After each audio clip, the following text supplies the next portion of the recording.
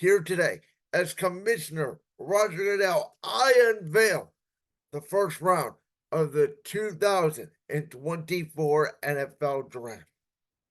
And so, without further ado, let's go ahead and get started. I got my one, my only mock draft of the year. We'll kick things off with the obvious here. With the number one pick in the 2024 NFL Draft, the Chicago Bears select Caleb Williams, quarterback out of USC. Now, Caleb Williams has had more than 100 touchdowns. Let me repeat that. Caleb Williams has had more than 100 touchdowns during the past 2 years in college. He has sensational playmaking ability. He has been compared a lot to Patrick Mahomes. Now, obviously, we know when Patrick Mahomes came out of Texas Tech, he had a losing record. Caleb Williams, very similar, at least when it came to this year. But I've always argued with Caleb that he had to carry a very bad team. Did not have a ton of talent last year on that USD offensive line. He also did not have a very good defense. I think he's going to a situation here in Chicago where Shane Waldron, the former Seahawks OC who resurrected Geno Smith, is going to be his OC. I think he's a very good. I don't know if he's brilliant, but I think he's a very good offensive coordinator in the NFL. He's with a very good defense. He's with DJ Moore. He's with Keenan Allen. He's with Khalil Herbert. He's with Cole Kmet. PFF ranked Chicago's offensive line about middle of the pack, 13th last year. So this thing about the Bears' offensive line overrated, I think, has been overplayed. I think the fact that Justin Fields won 10 games in 3 years means that Justin Fields was not in a quarterback. I think Chicago made the right move here, selecting Caleb Williams. Now, I do worry a little bit. I know, as obviously we've had certain guests on the last couple of weeks. My main man, Christian In, did make some good points about his concern about the way that Caleb has handled the media. I'm not so concerned about that. I am a little bit concerned about, Patrick Mahomes got a great offensive coach in Andy Reid, and in today's NFL, I think that matters. Even with Shane Waldron as OC, does defensive coach Matt Eberflus help Caleb Williams sort of refine his game and do what Belichick did for Brady all those years? Because Caleb does not take the layups. I think that he needs to be more patient, but I think his playmaking ability, his arm strength, his talent, his leadership is all there. He's one of the best quarterback prospects we've seen since Trevor Lawrence came out of Clemson, since Andrew Luck came out of Stanford. This is a no doubter. Caleb Williams belongs to the Chicago Bears, who may for once in their life get a 4,000-yard passer. And depending on what they do later in the first round, I'm telling you, this Bears team may have a shot at the division. Now, originally with the Washington Commanders, we all thought that Drake May was going to be the number 2 pick, and then Dan Quinn became their head coach, and Cliff Kingsbury became their offensive coordinator. And immediately, the shift went to this man, who I believe will go number 2 to the Washington Commanders. That is Heisman Trophy winner Jayden Daniels, quarterback, LSU.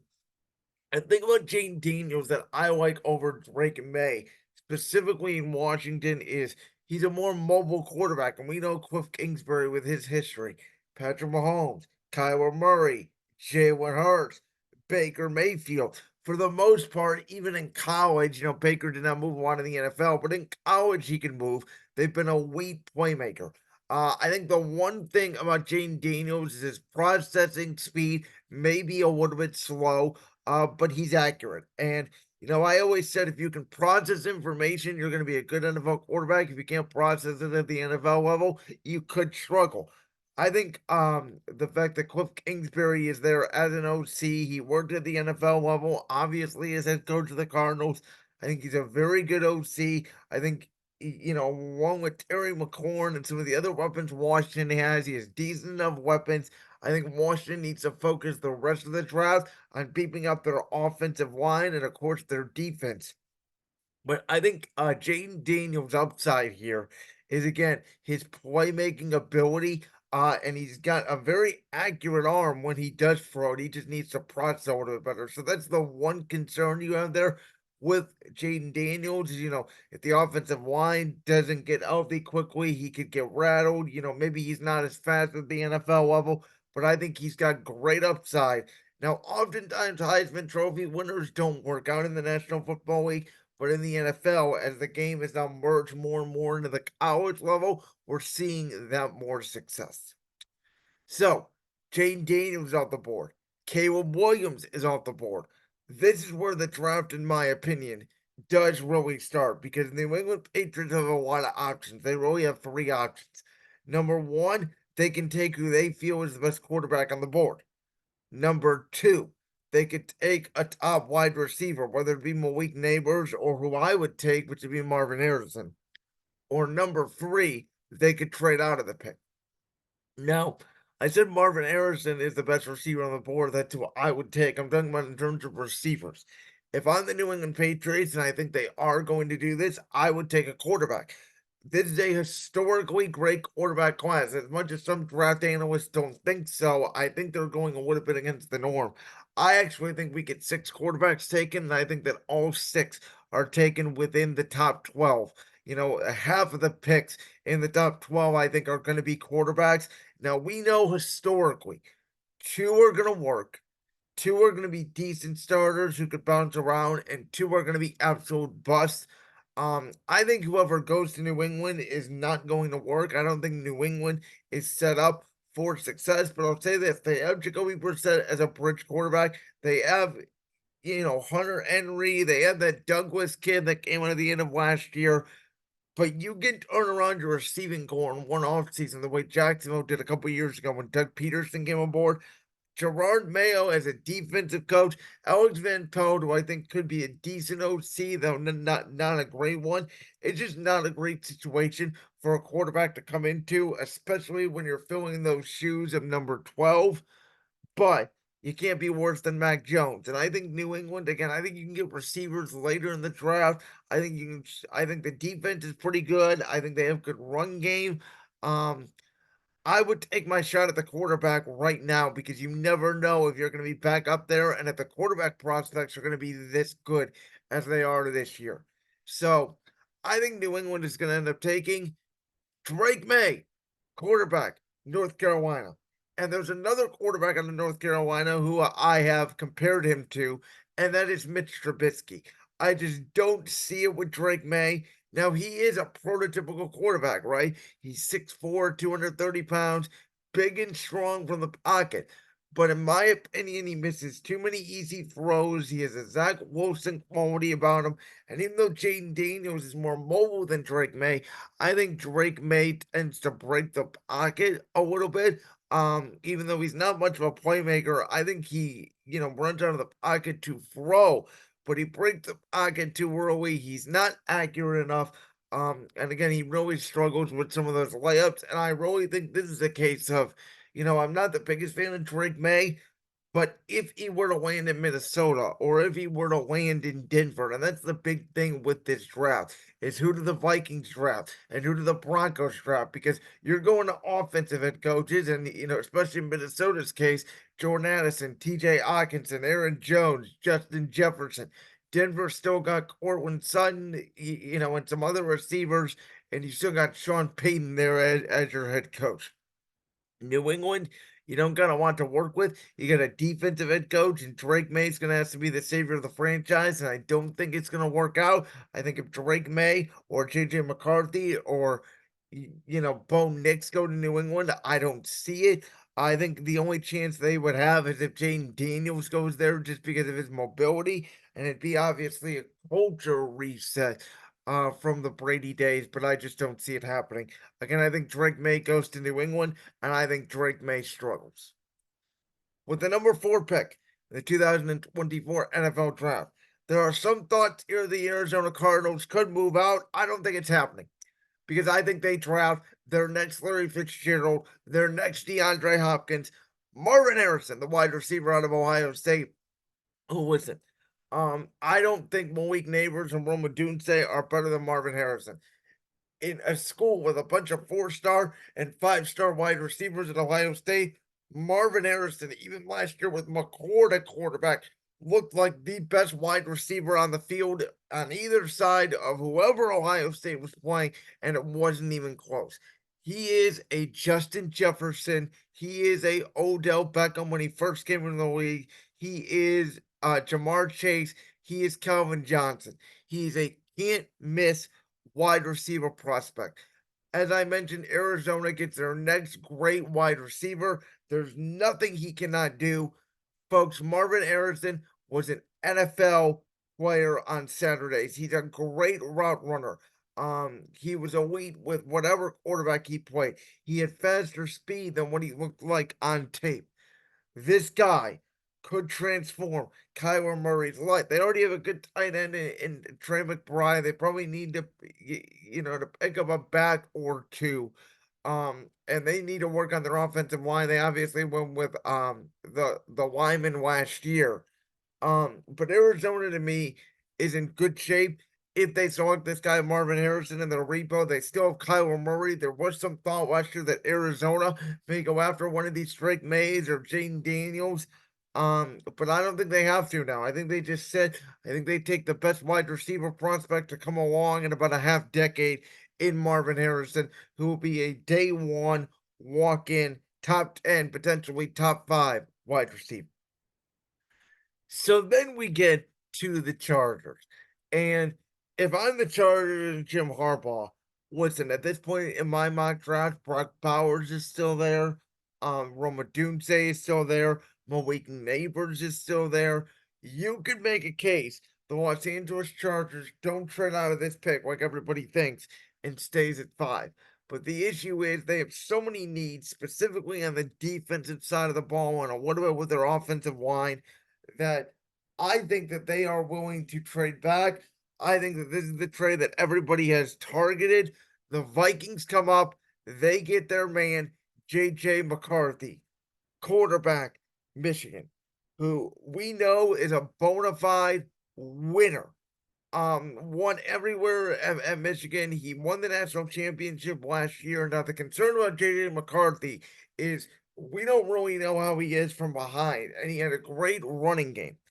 But I think no matter what, when you have Kevin O'Connell as your head coach, when you have Justin Jefferson, when you have TJ Hawkinson, when you have Aaron Jones, when you have Jordan Addison, if you cannot play with those weapons, you cannot make it in the National Football League. Now, his defense is not going to be as good, and his running game is not going to work every single week like it did in Michigan. But again, I think JJ McCarthy knows how to win. He's a great leader. I think he will make the plays necessary. And the fact that even though he's going to Minnesota and he did play in Michigan outdoors, I actually think being indoors will help him. Again, he's not going to carry a team. So, Washington, New England, even Chicago, I don't think would work with JJ McCarthy. The Giants, if they were to trade up and get him, that would be a disaster. So, JJ McCarthy's future is all dependent on where he lands. And I think Minnesota is the perfect landing spot for the now former Michigan quarterback. Then we get to the Giants. So at this point, Minnesota has leapfrogged the Giants to get their guy. We've had three quarterbacks come off the board. We've had four quarterbacks come off the board in Caleb, Jaden, Drake May, JJ McCarthy. Marvin Harrison has come off the board. So 4 of the first 5 picks have been quarterbacks. All 5 picks have been on the offensive side of the ball. I think that number 6, the New York Giants, they go out and they get a Speedy Gonzalez wide receiver, Malik Neighbors out of LSU, who can play the outside. He can play the slot. He has a weak quickness. The concern to me about Malik Neighbors is he has trouble at separating from man coverage, and he also has trouble tracking the ball in the air, which is the opposite of Roma Dunze out of Washington, who I prefer. But I think the Giants are thinking, you know what? We lost Saquon Barkley in free agency. We were not able to make a deal and come up for JJ McCarthy. I don't think that they would be interested in a Michael Penix or a Bo Nix. I think if they were to trade up, all the rumors were saying that it'd be for Drake May or JJ McCarthy, which again, I think with the Giants, with that putrid offense with essentially no weapons, I think both would fail there. I think the Giants need to just close their eyes here and take who they feel like is the best wide receiver on the board. They thought that they hit it out of the park with Odell Beckham when they drafted him out of LSU. They go with the other LSU guy here in Malik Neighbors. Then we get to number 7. And in my opinion, it's a consensus that the Tennessee Titans are going to take Joe Wall, the tackle out of Notre Dame. And I think that the team that Tennessee trades back with, that Tennessee could still get him here in the teams, because I don't think that the teams like Atlanta, I don't think the Bears, I don't even think the Jets would take him at number 10. The Chargers, they already have a left tackle, so they will not take him at 11. Denver, I think that they would go after a quarterback. So, for this reason, and I think that this makes a lot of sense to me, the Las Vegas Raiders, in a surprise trade of the draft, they move up. They're right behind Denver, 12 and 13. They move up ahead of the Denver Broncos to make sure that Denver gets the last quarterback that could potentially be taken in the first round. Now, this guy has a relationship with head coach Antonio Pierce. I think the Raiders get their new franchise quarterback as long as he stays healthy. The lefty, Michael Penix, quarterback out of Washington, as the Raiders in a shot trade up with the Tennessee Titans. Now, to me, Michael Penix is a stronger Tua Tagovailoa. I think it's a perfect comp. He looks like him. He's a left-handed quarterback. He's just stronger and a better deep ball thrower down the field. And when you add that to go along with Davante Adams, Jacoby Myers, Michael Mayer, the tight end who they selected last year, is very good. They added Harrison Bryant now. I believe Hunter Renfrow is still there. That's some good weapons. Now Josh Jacobs is obviously not there as a running back anymore. I do like Zamir White. They're gonna need to replace Jacobs at some point with a back. Colton Miller's a very good left tackle. I think they need to work on the interior of their offensive line. I also think Max Crosby, Tyree Wilson's a good combo on the pass rush. So there are some holes in Vegas. Obviously, secondary, a little bit on the interior of their offensive line, but they got weapons. And Antonio Pierce came in last year. They ran the football. They set a culture. They beat Kansas City last year with Aiden O'Connell not completing a pass after the first quarter. So they are building something there. But when you're in a division with Sean Payton, with Andy Reid, with Jim freaking Harbaugh, you got to take your shot. And again, Michael Penix, Antonio Pierce has a relationship. Antonio Pierce coached Michael Penix in college. I think that this would be a good fit for him. I think Davante Adams would be happy. He'd be willing to stay in Vegas because of this. And the Raiders, not only did they shock their division rival, they shocked the league. Tennessee moves back, and for a lot of people who thought Vegas was not going to get their quarterback, they end up getting their quarterback. And now the question is, where does Bo Nix go? The Seahawks are still out there looking for a quarterback. Denver obviously needs a quarterback. The Giants passed on one. You can make the argument Tennessee needs one if they want to move on from Will Levis. Obviously, the new head coach, Brian Callahan, who is the son of Bill Callahan, the former, obviously, Browns offensive lineman, former Raiders head coach. Of course, Brian comes from the Bengals as their OC. So very interesting. Let's move on to Atlanta, who has a new head coach in Raheem Morris. They just went out, they got Kirk Cousins in free agency. They are once again at the number 8 overall pick, which they have spent that pick in recent drafts on Bijan Robinson, on Kyle Pitts. They all just spent, I believe, a top 5 or 6 pick there on Drake London. So they have weapons galore. They just need a good coach. Zach Robinson, their new OC, comes over from the Rams. I think Atlanta's in a very good spot next year to win that division. The one thing they don't have is a pass rush, so Atlanta gets the best pass rusher out of the best conference in football, the SEC. Dallas Turner, edge, Alabama. Now, Turner is more of a pass rusher than a run defender, but Atlanta does not get a lot of sacks. They had Calais Campbell last year. I believe he is still there. They made the addition last year of Jesse Bates in the secondary. Atlanta actually had a good defense for what it's worth.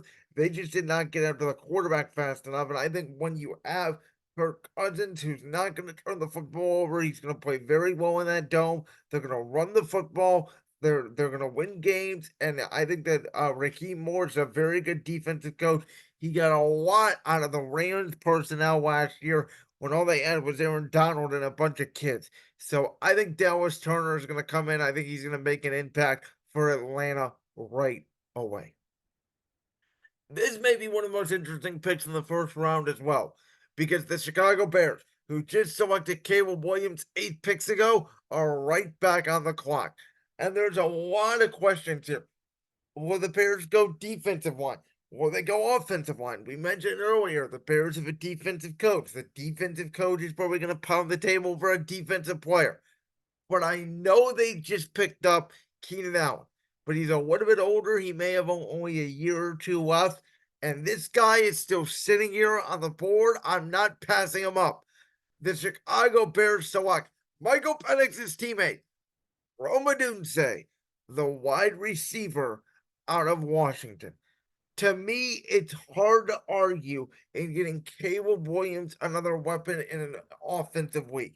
You put Rome Odunze, who again, he is one of the best blocking wide receivers in the draft. He gets great separation.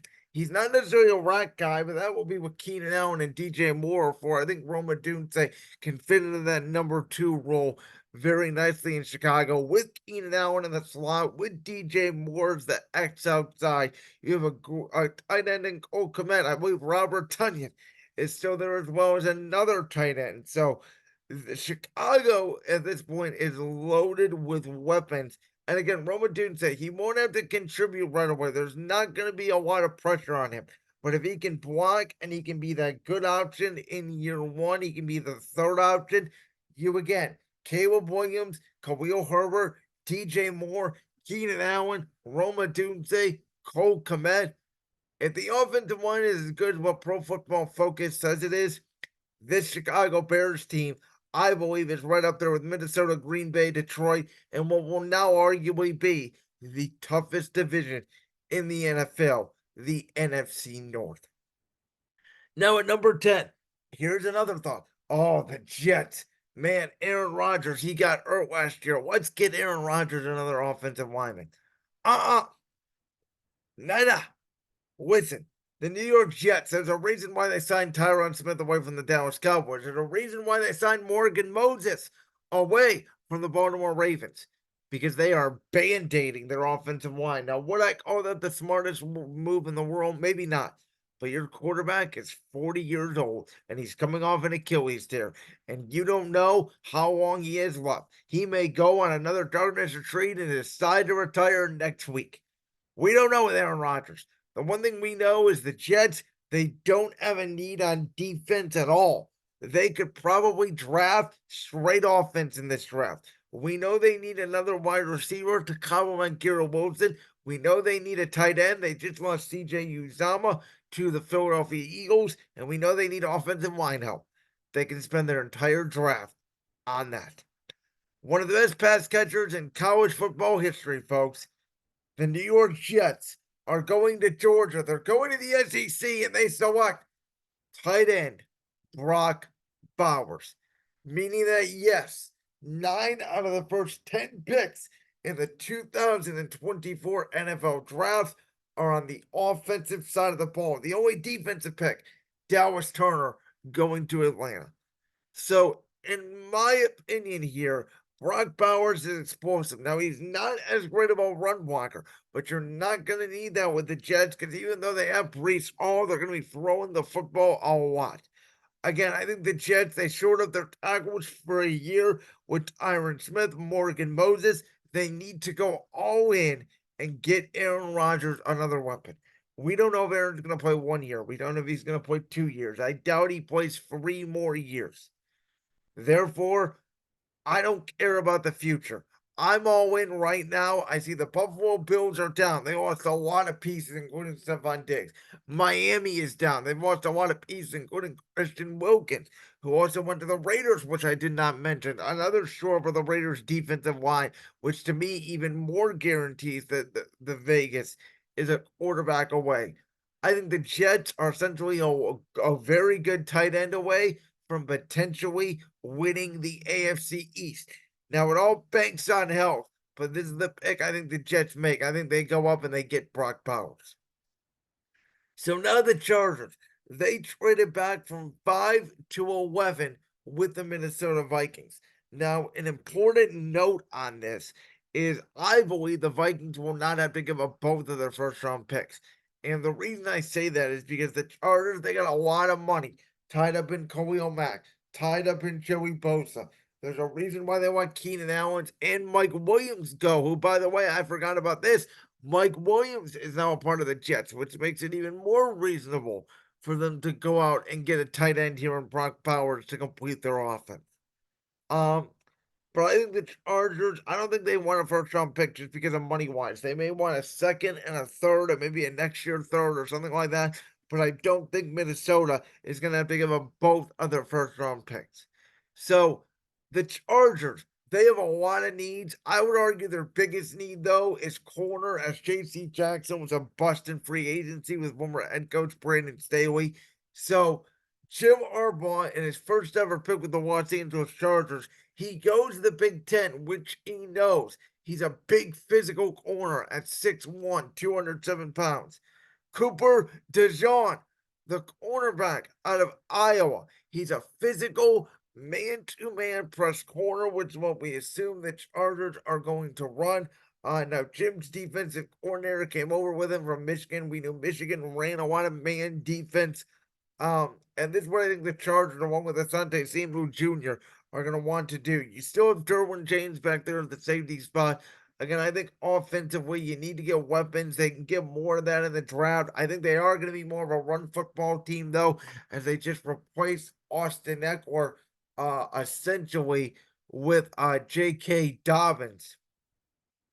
But in my opinion here, the Chargers' first pick is Cooper DeJean, a corner out of the Big Ten school, obviously, of Iowa.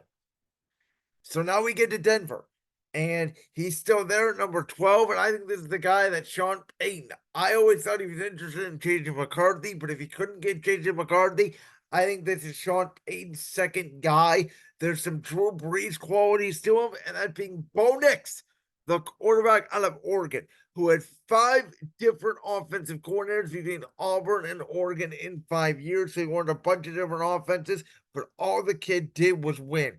He was very smart in his 60 plus starts. He's great situationally, and he will not turn the football over, which we know has been a problem with Sean Payton in the past. He will not go off script, which we know was the problem last year between Sean Payton and Russell Wilson. I think Bo Nix could really fit the system. He's going to make plays on time. He's going to listen to Sean. Again, he's a very respected kid. He's coachable. I think this could be a match made in heaven where, Denver, they're going to need to get another tight end, whether it's in free agency or in the draft later on. They have a pretty solid offensive line. They need to get some more defensive pieces and another wide receiver to replace Jerry Jeudy, even though I like AJ Hamler. I like Tim Patrick and some of the other weapons they had that were hurt all of last year.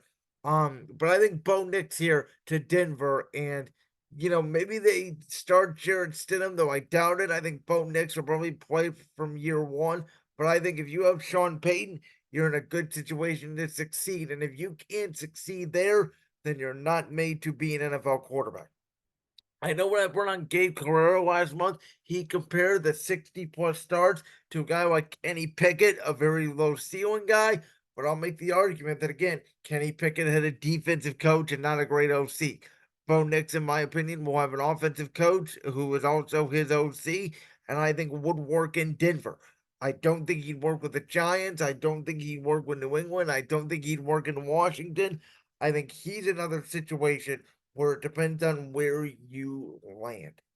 So before we get to the number 13 pick, which would be, by the way, the Tennessee Titans, who traded back 6 spots with the Las Vegas Raiders, we add all 6 quarterbacks. There are some thoughts that Michael Penix and Bo Nix may not even be first round picks, and I just don't see it. I think all 6 here end up in the top 12.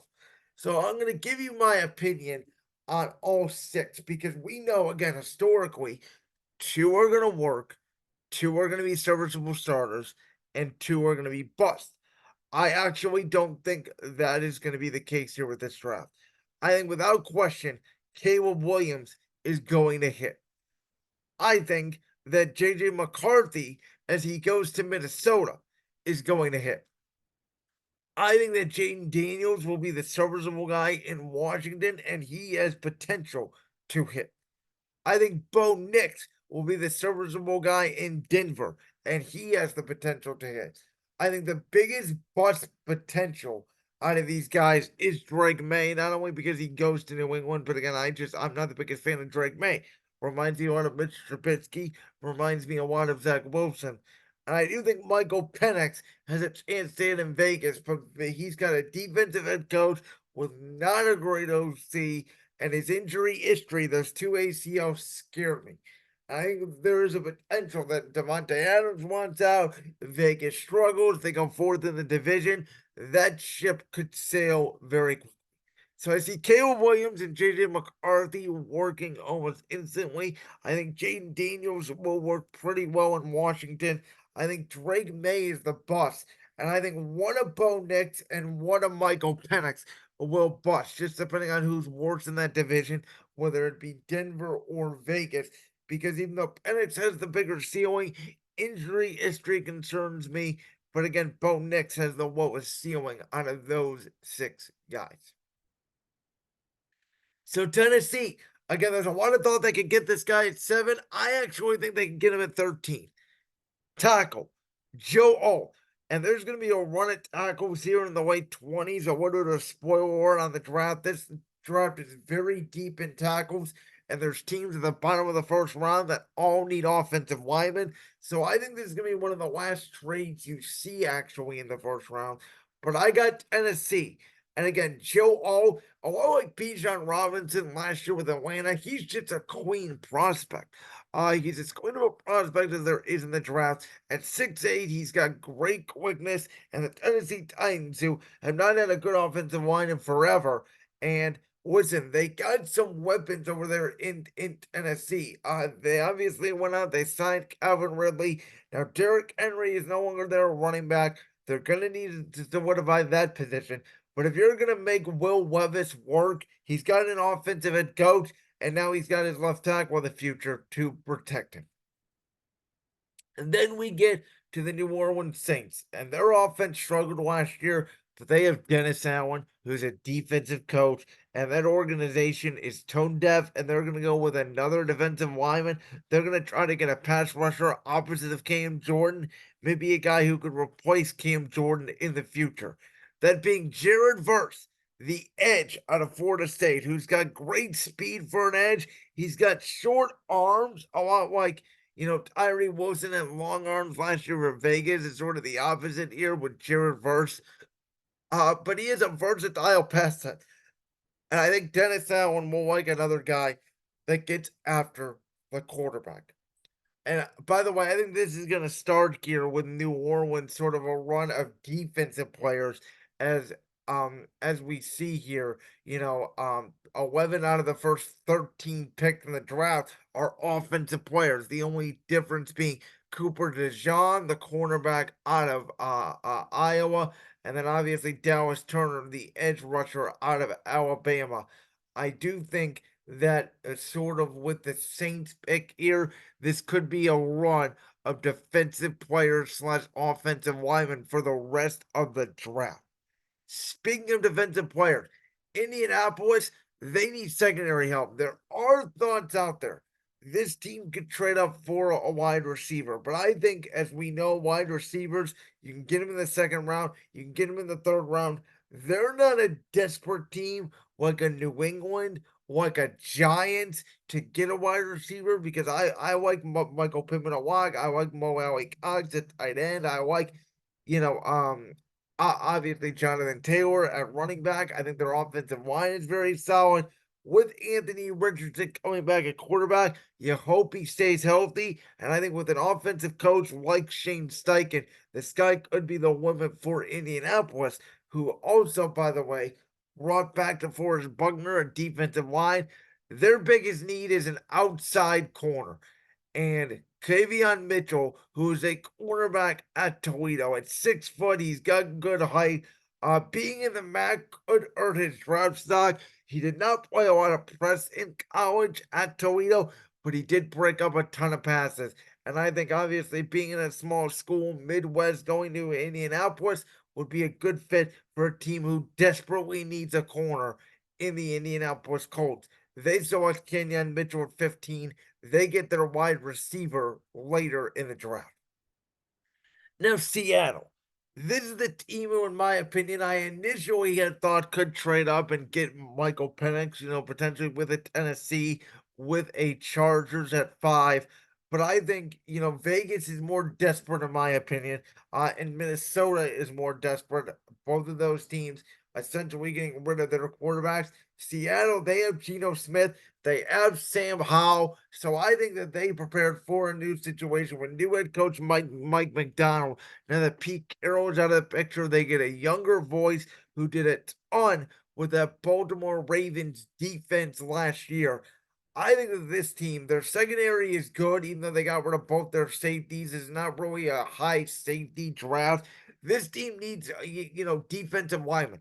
And at 295 pounds, Jerzon Newton out of Illinois is the big boy in the middle Seattle needs. His feet does not stop moving. We saw what Mike Macdonald did with that Ravens defensive line with not a ton of Pro Bowl level names on it. Lead the league in sacks last year. I think Jerzon Newton out of Illinois ends up in Seattle. Now, Jacksonville. They did lose Calvin Ridley in free agency, so there's a thought that, again, they could replace him at wide receiver. But in my opinion, they have a new defensive coordinator, and their defense was terrible last year. And I think there's another good corner sitting out there, that being Teron Arnold. Now, there's another corner out of Alabama in Kool-Aid McKinstry, who I think will go in a little while after Arnold in the first round. But Arnold is the better corner. And it does feel weird that at this point, number 17 overall in the draft, that outside of Dallas Turner, this is only the second Alabama player off the board. In my opinion, he is the third best corner in the draft. Again, after Quinyon Mitchell, after Cooper DeJean, Jacksonville gets a guy who at 6 foot 196. He can fly and he can tackle.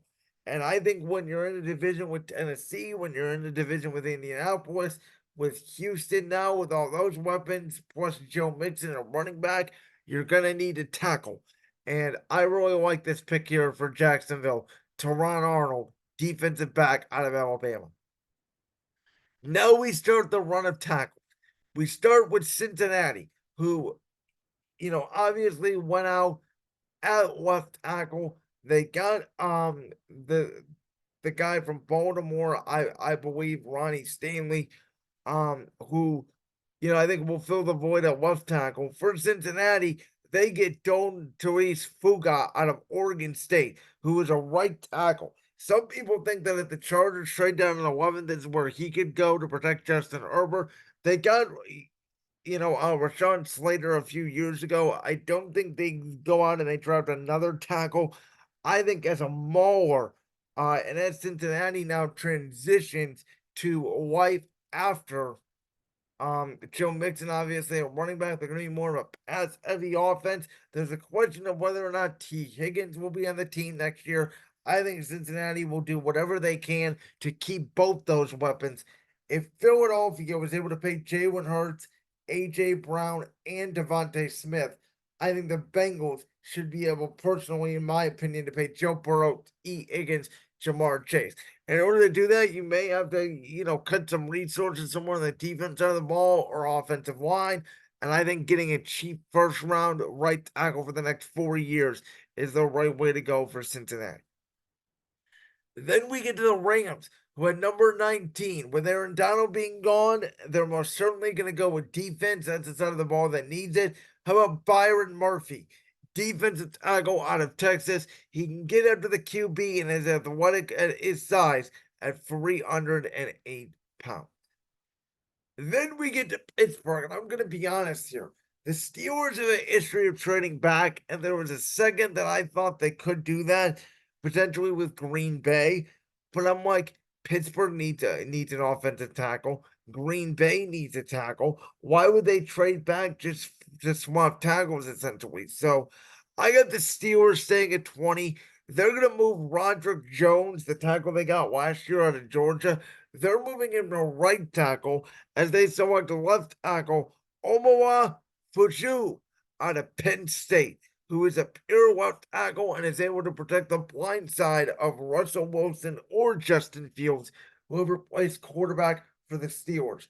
Now they did sign Quez Watkins after getting rid of Deontay Johnson, a wide receiver. George Pickens is clearly their number one.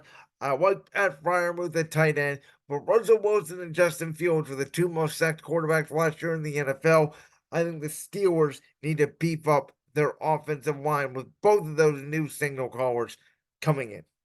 Miami, we mentioned they lost Christian Wilkins. They also lost their defensive coordinator, Vic Fangio. They lost Jerome Baker as well. They lost a lot of guys on the defense side of the ball. They start replacing that with Latu Lafe, the edge out of UCLA, who has a versatile pass rush set, a lot like Dallas Turner. He's more of a pass rusher than a run stopper. He can bend the corner at the elite level, and he can play in a 3-4 or 4-3 scheme. Now, at number 22, we originally have my team, the Philadelphia Eagles, but this will be the last trade that I have in the first round. I actually have my Eagles here dropping. Now, the player that I think goes here is actually the player that in my mock draft, if Philadelphia does not do a trade, this is the player that I think they could select because they need secondary help. But I could see a world where Philadelphia just lost Jason Kelce. Do they move down here and try to get an offensive lineman who is graded a little bit lower than the rest of these tackles, but is a versatile player? We know how much Howie Roseman invests in the offensive line. Do they feel comfortable enough with Cam Urges being at that center position? A big question for Philly. And they have a relationship with this team because obviously everything that happened with the tampering last year with former defensive coordinator Jonathan Gannon. I actually think Arizona, who we mentioned, they have a lot of needs. They get their top wide receiver and they need to rebuild on defense, and they get their top corner target, which is Kool-Aid McKendry, cornerback out of Alabama, who, again, along with Teron Arnold, he's another Alabama DB. They go 5 picks apart. He's a 6'1 corner with length.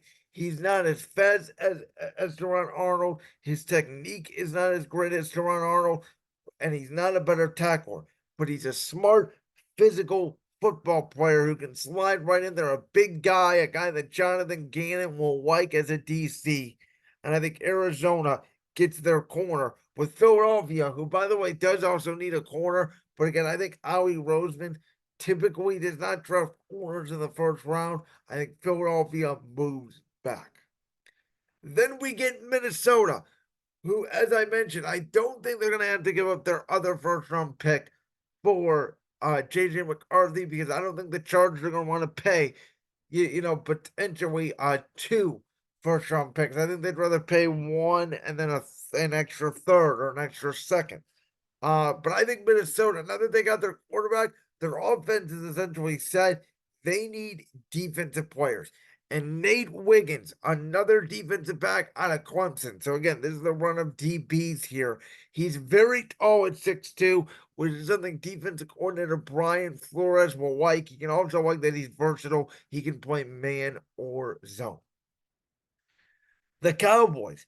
We know they lost Tyron Smith this year at left tackle. We know they lost Tyler Biadasz at center to Dan Quinn and the Washington Commanders. They take a tackle who also played guard in college as well. Very versatile guy out of Alabama, J.C. Wyndham. We know the history there with obviously Terrence Steele, with Tyron Smith, and Zach Martin, and Travis Frederick.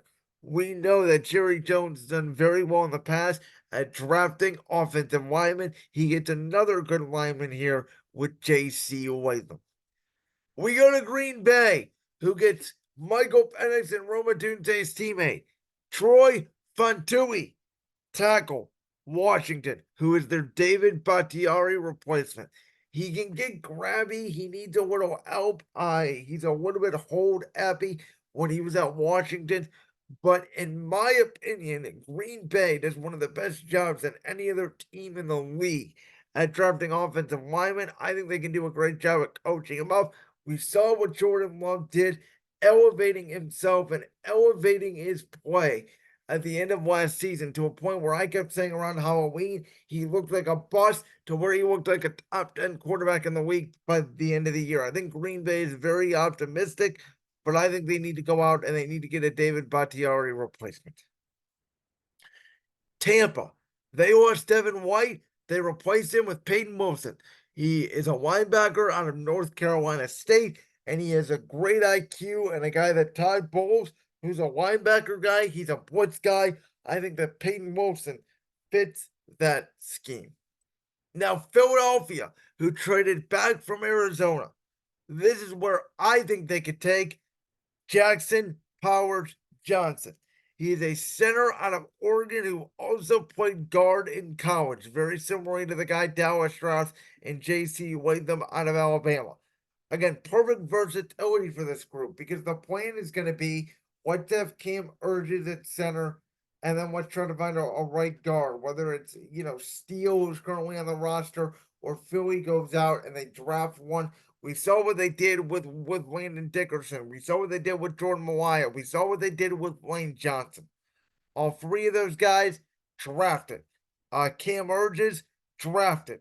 I think Philadelphia finds either their next right guard or center because if Urges doesn't work out at center, Jackson Powers Johnson can slide right in. Or if Powers doesn't work at right guard and they think he's a better center and they think that Urges can play right guard well, those two can flip flop and be interchangeable, which is why I think Philadelphia makes this move and gets him out of Oregon. We know the Bills lost Stephon Diggs. We know they're going wide receiver. And Malik Neighbors from LSU already went to the Giants at number 6, but Buffalo will get his teammate, Brian Thomas Jr., who, unlike Neighbors, he's a bigger body, 6'4, 205. Again, could he be a Stephon Diggs replacement? Potentially. I think Buffalo will go out, and again, they lost Gabe Davis as well. This could be more of the Gabe Davis replacement, and they find more of that route runner, that more technician in the second, third, fourth round of the draft. I think Buffalo will invest heavily at the wide receiver position in this draft. They have Dawson Knox. They have Dalton Kincaid at tight end. They have James Cook at running back. Their offensive line is serviceable. Their defense, they did lose a lot of pieces. But when you lose your number 1 and number 2 targets at wide receiver, and only Curtis Samuel is your number 1 wideout right now, Buffalo will invest heavily in it. Now, in my opinion, the Lions don't have a lot of needs, and I think that defensive backs, for the most part, their number 1 need are going to be off the board here to end the first round. So I think there's a chance that the Lions trade back. And the question is, who do they trade back with? And I think New England actually moves up from 35, 36 in the second round. And they move up and they get Drake May a weapon. Ladd McConkey, the wide receiver out of Georgia, who's just a football player. We know that New England's history, even with Bill Belichick there, drafting a lot of SEC guys, Alabama, Georgia guys. McConley is a good blocker, which you're going to need to do historically if you play with the Patriots, whether it's with Gerard Mayo or Bill Belichick. He just gets open. He's a very technical wide receiver and a guy that I think could elevate New England's offensive core. Baltimore. I mentioned they lost Morgan Moses at right tackle. They get his replacement in a back-to-back Georgia pick here. They get Amos Mims, who's a tackle out of Georgia. The Niners, we know their biggest missing piece is their offensive line. They go out and they select another right tackle here, Tyler Guyton out of Oklahoma. And finally, we know the Kansas City Chiefs. We don't know what's going on with Rashid Rice. We know their wide receiver situation is weak anyway. They go out, they select Adonai Mitchell, who's a wide receiver out of Texas. He's a transfer from Georgia, and at 6'4", almost 200 pounds, could be essentially a tight end. He's a bigger body for Mahomes. He's not going to be as fast as Rashid Rice, though. I think that's why they have Sky Moore, McCall Armand, and some of those other pieces. I think he can fit very nicely, and obviously, if you play with Patrick Mahomes, you're probably going to work in the National Football League. And the defending champs, could this be the Rashid Rice replacement if he doesn't come back? It very well could be. They get a wide receiver.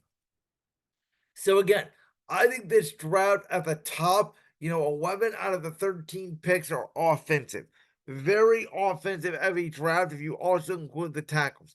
I think there's going to be a run of quarterbacks and wide receivers early with potentially an edge rusher or a lineman or two.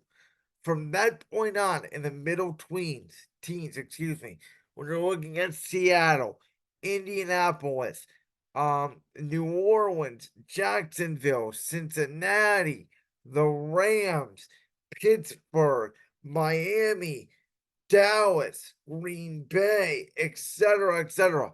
These are teams that are either going to take a defensive lineman, an offensive lineman, or a corner.